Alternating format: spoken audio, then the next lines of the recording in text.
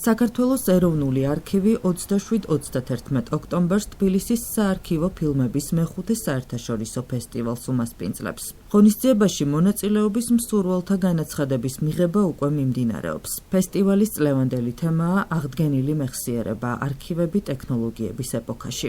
ორგანიზატორთა განმარტებით ღონისძიების მიზანია ქართველ მაყურებელს გააცნოს საქართველოსა და საზღვარგარეთის ქვეყნების საარქივო, სამუზეუმო თუ საბიბლიოთეკო კოლექციებში დაცული მსოფლიო კინო მემკვიდრეობა. ეს ფესტივალი განკუთვნილია საარქივო დაწესებულებებისთვის, იმ ორგანიზაციებისთვის, ეს იქნება არქივი, მუზეუმი, ან რომელიმე სხვა ინსტიტუცია, რომელიც ინახავს კინოფილმებს. და მხოლოდ ამ ორგანიზაციებისთვის არის განკუთვნილი და არა ვთქვათ კერძო პროდიუსერებისთვის. ჩვენთან წარმოდგენილი ფილმები არის ძირითადად არქივებში დაცული მხატვრული, ანიმაციური, დოკუმენტური ფილმები, ზოგი კინოსიუჟეტი, რომელიც უნდა პასუხობდეს იმ თემას, რომელსაც ჩვენი ფესტივალი ყოველწლიურად აცხადებს.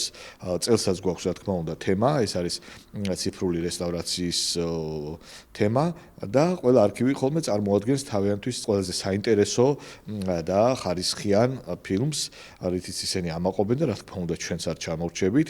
ჩვენც გვაქვს საკმაოდ დიდი კოლექცია, ძალიან საინტერესო კოლექცია კინოფილმების და ჩვენ წელს წარუდგენთ მაყურებელს და ჩვენ სტუმრებს, ფესტივალის სტუმრებს, ჩვენს არქივში დაცულ კინოფილმების ციფრულ რესტავრირებულ ვერსიებს.